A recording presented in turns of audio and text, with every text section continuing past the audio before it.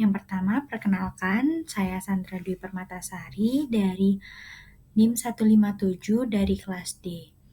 Nah, di sini saya akan mempresentasikan tentang membuang sampah sembarangan. Nah, materi yang pertama yang akan saya bahas di sini adalah mengidentifikasi masalah, yang kedua alternatif kebijakannya, yang ketiga usulan kebijakannya, yang keempat rencana kebijakannya. Lalu, yang pertama, mengidentifikasi masalah. Nah, sampah yang selalu timbul menjadi persoalan rumit dalam masyarakat yang kurang memiliki kepekaan terhadap lingkungan. Ketidakdisiplinan mengenai kebersihan dapat menciptakan suasana yang tidak menyenangkan akan timbunan sampah. Kondisi yang tidak menyenangkan ini akan memunculkan bau yang tidak sedap, lalat yang berterbangan, dan gangguan berbagai penyakit. Yang siap menghadang di depan mata dan peluang pencemaran lingkungan disertai penurunan kualitas estetika pun akan menjadi santapan sehari-hari bagi masyarakat sekitar. Nah, seperti halnya yang terjadi di salah satu daerah yang warganya selalu membuang sampah ke saluran air karena ketidakadanya pekerja yang mengelola sampah dan warga bingung sampah tersebut dibuang kemana, yang berakhir membuangnya ke dalam pembuangan saluran air tersebut. Warga berpikir jika membuang di pembuangan sampah tersebut, air akan ikut mengalir dengan sampah dan warga juga tidak memikirkan konsekuensi yang akan terjadi ke depannya. Alternatif kebijakan yaitu yang pertama, Pasal 39 Ayat 1 dan Undang-Undang Nomor 18 Tahun 2008 tentang pengelolaan sampah yang berbunyi, setiap orang yang secara melawan hukum memasukkan dan atau mengimpor sampah rumah tangga atau sampah sejenis sampah rumah tangga ke dalam wilayah Kesatuan Negara Republik Indonesia diancam dengan pidana penjara paling singkat 3 tahun dan paling lama 9 tahun dengan denda paling sedikit 100 juta dan paling banyak 300 miliar. Yang kedua, UUD nomor 18 tahun 2008 bahwa setiap orang berhak mendapatkan pelayanan dalam pengelolaan sampah secara atau baik dan berwawasan lingkungan dari pemerintah daerah atau pihak lain yang diberi tanggung jawab untuk itu. Selanjutnya, nomor 3, tindak pidana pencemaran lingkungan akibat sampah diatur pada Pasal 29 Ayat 1 Nomor 18 Tahun 2008 tentang pengelolaan sampah yang mencangkup larangan sebagaimana diatur pada huruf E. Membuang sampah tidak pada tempatnya yang telah ditentukan dan disediakan. Pada ayat 3, ketentuan lebih lanjut mengenai larangan sebagaimana dimaksud pada ayat 1 huruf E, huruf F, dan huruf G diatur dengan peraturan daerah atau kota, peraturan daerah kabupaten atau kota sebagaimana dimaksud pada ayat 3 dapat menetapkan sanksi pidana, kurungan, atau denda terhadap pelanggaran ketentuan sebagaimana dimaksud pada ayat 1 huruf E, huruf F, dan huruf G Pasal 29 U18 tahun 2008.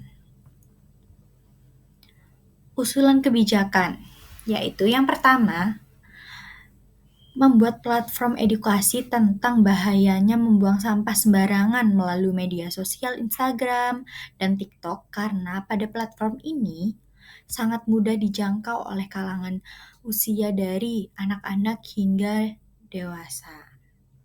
Yang kedua, membuat banner di daerah tempat pembuangan sampah tersebut. Yang ketiga, memberikan edukasi terhadap warga terkait tentang efek jangka panjang dari membuang sampah sembarangan.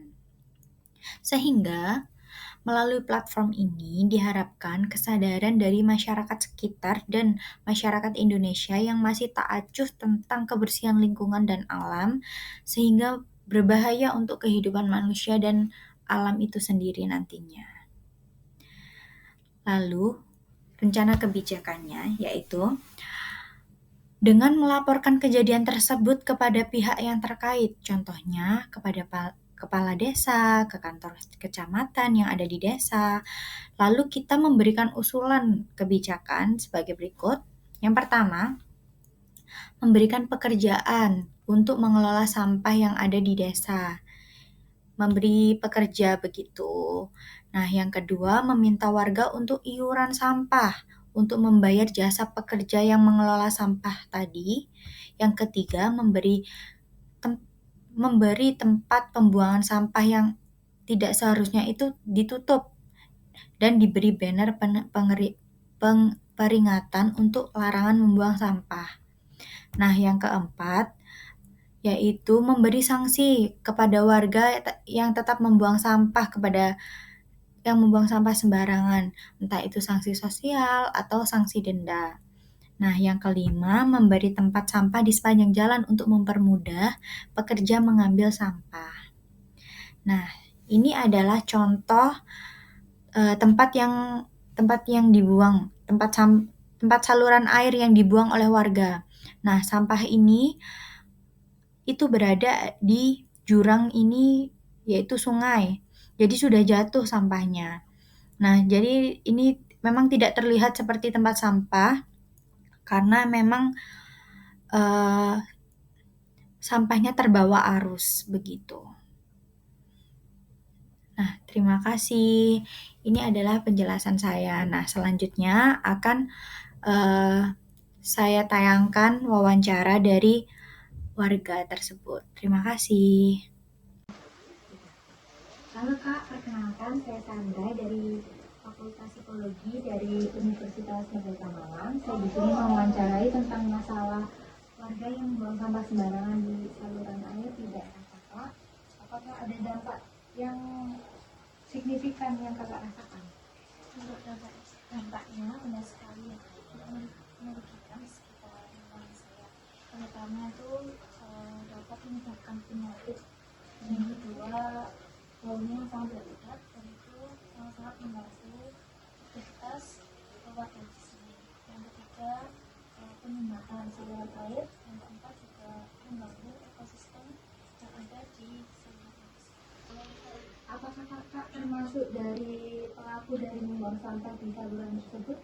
Untuk saya menilainya tidak ya, karena saya juga paham atas dampak-dampak tersebut terhadap lingkungan sekitar, juga ekosistem yang ada di lingkungan saya juga. Makanya saya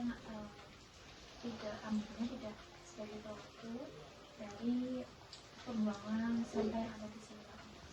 Apakah ada Kak peran dari pemerintah untuk mengatasi masalah tersebut? Sayangnya peran pemerintah tidak terlaksanakan, tapi insya Allah bulan depan katanya ya itu akan dilaksanakan karena itu mengambil sampah-sampah yang ada di saluran air tersebut, dan saluran air tersebut itu juga akan dampaknya juga akan mengurangi sampah dan bau-bau yang ada. Baik Kak, terima kasih atas wawancaranya.